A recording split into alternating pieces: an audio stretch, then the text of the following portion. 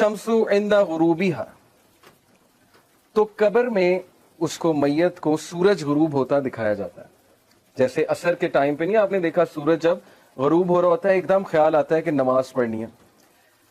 फयजलिसु यमसहु आइनैहि, तो वो अपनी आंखें मलता है, जैसे हम सोकर उठते हैं ना अपनी आंखें मलते हैं, तो वो अपनी आंखें मलता है और देखता है कि सूरज गुरूब हो रहा है।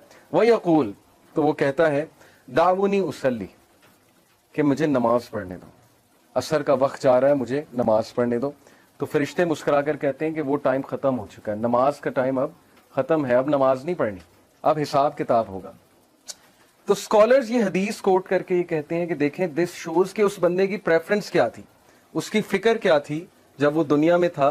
सूरज गुरूब होते ही उसे पहला ख्याल ये आया है कि मेरी नमाज ना रह जाए, कहीं असर की नमाज ना रह जाए, तो मैं असर की नमाज पढ़ लूं, उसके बाद बातचीत करते हैं।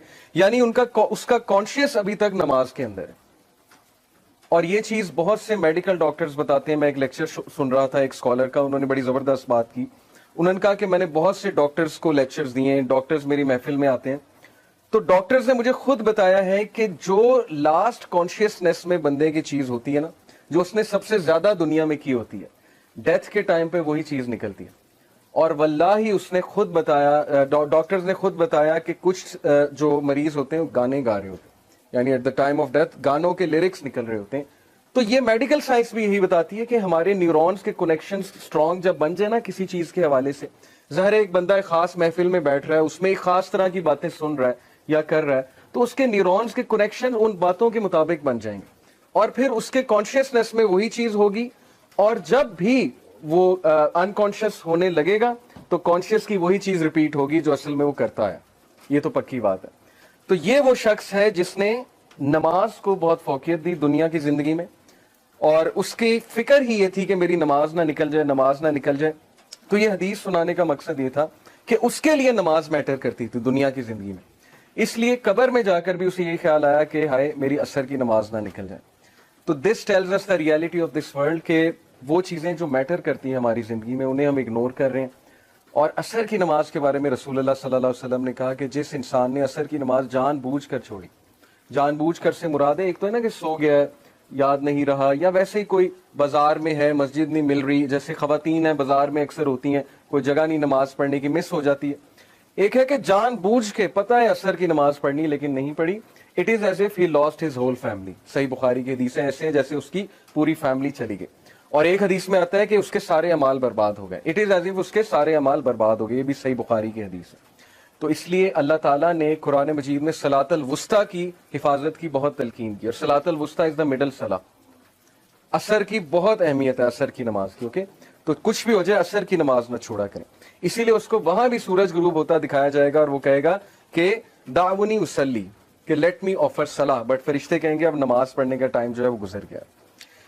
तो मूविंग ऑन, आज का जो टॉपिक है इंशाल्लाह, आज हम बात करेंगे एक बहुत इंपॉर्टेंट चीज की, जिसकी इंपॉर्टेंस यहीं से वाजे हो जाती है कि अल्लाह ताला ने हमें वो चीज मांगने के लिए बहुत ज्यादा तलकीन की है, हमें दुआएं सिखाई हैं अल्लाह ताला ने कि ये दुआएं करो ताकि तुम्हें ये चीज नसीब हो, तुम्हें ये चीज मिले, तुम्हारी जिंदगी संवर जाए। वो चीज क्या है? Let me show you this picture to you. और मैं अगर आपसे पूछूं कि हम दुआ करते हैं, माशाल्लाह सब करते हैं, चाहे जैसा भी है इंसान, गुनाहगार है, हम सब गुनाहगार हैं, नमाजी है, बेनमाजी है, जैसा भी है, मुसलमान तो है, अल्लाह से दुआ तो करता है, डेफिनेटली करता है। तो हमें देखना है कि हमारी मेजॉरिटी दुआएं क्या होती हैं। क्या हमारी दुआएं सिर्फ दुनियावी होती हैं कि अल्लाह मेरा रिश्ता इधर करा दे, मुझे ये पसंद आ गया, मुझे ये शख्स दे दे, ठीक है, इन दुआओं में कोई हर्ज नहीं है। अगर कोई पसंद आ जाए तो उसके बारे में ये हलाल दुआ करना ये बड़ी अच्छी बात है कि मैं हराम से बचना चाहता हूं तो हमारा निकाह हो जाए, लेकिन ऑब्वियसली एक दुनियावी दुआ है।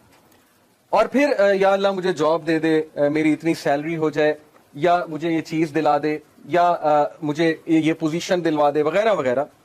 ये सारी दुनियावी दुआएं हैं। और इसी तरह बच्चों के बारे में माँ बाप जितनी भी दुआएं करते हैं मोस्टली दुनियावी होती हैं कि अल्लाह इसका यहाँ एडमिशन हो जाए, इसकी जिंदगी संवर जाए, इसको अच्छी बीवी मिल जाए, या इसको अच्छा खामद मिल जाए, वगैरह वगैरह, इसका नसीब अच्छा हो जाए।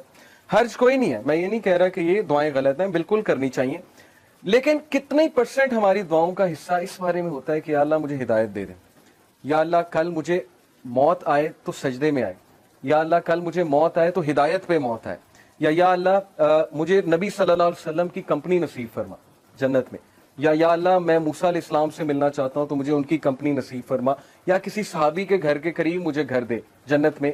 یو انڈرسٹینڈنگ نا کہ دعاؤں کا پیراڈائم ہی شفٹ ہو گیا ہے.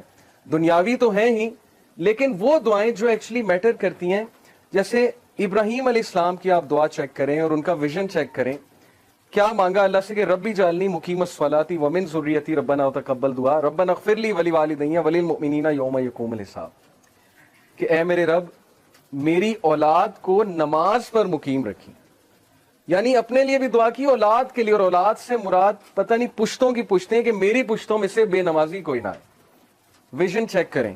ہم تو مانگتے ہیں نا بچے کے لیے جاب مانگتے ہیں، ٹھیک ہے اچھی بات ہے، بچہ جاب پہ لگے، بہت اچھی یونیورسٹی میں جائے پڑھے، لیکن اتنی دعا، یہ دعا کتنے لوگ کرتے ہیں کہ اللہ میری اولاد اور میری پشتوں میں سے بے نمازی کوئی نہ آئے. نمازی بنانا سب کو، اپنا فرما بردار بنانا، عبادت گزار بنانا. ربی جعلنی مقیم الصلاۃ ومن ذریتی ربنا وتقبل دعا، اے میرے رب میری دعا قبول فرمانا. ربنا اغفر لی ولوالدی وللمؤمنین، اے میرے رب مجھے معاف کرنا، میرے والدین کو معاف کرنا، اور مومنین کو جو آنے والے ان کو معاف کرنا. یوم یقوم الحساب، اور اس دن ہمارا حساب آسان لینا. دس از ویژن. یہ ہوتی ہے لیڈرشپ، اور یہ ہوتا ہے ایک لیڈر کی دعا، کہ کتنے ویژن کے ساتھ کتنی براڈ دعا کر رہے ہیں. اسی طرح نبی صلی اللہ علیہ وسلم کی فیوریٹ دعا آپ کو پتہ ہے کیا تھی؟ ربنا آتنا فی الدنیا حسنۃ وفی الآخرۃ حسنۃ وقنا عذاب النار. Very comprehensive. حضرت عائشہ کہتی ہیں اللہ کے نبی کی فیوریٹ دعا تھی، اور یہ اتنی کمپریہنسو ہے کہ اس میں ہر چیز آ جاتی کہ Allah give me the best of both worlds. ادھر جو بھی آپ دیں گے وہ بیسٹ دیجیے گا، اور میری آخرت کے لیے بھی اچھا، اور آخرت میں بھی بیسٹ دیجیے گا. تو دعاؤں کا نا تھوڑا سا پیراڈائم شفٹ کیجیے. اصحاب کہف کی دعا، ربنا آتنا من لدنک رحمۃ وہیئ لنا من امرنا رشدا، اے ہمارے رب ہمیں گائیڈ کر سیدھے راستے پہ، اور ہمیں ہدایت میں انکریز کر، اور ہمیں راستہ دکھا، اور ہمیں ثابت قدم کر دے. اس میں سب کچھ آتا ہے اس دعا میں.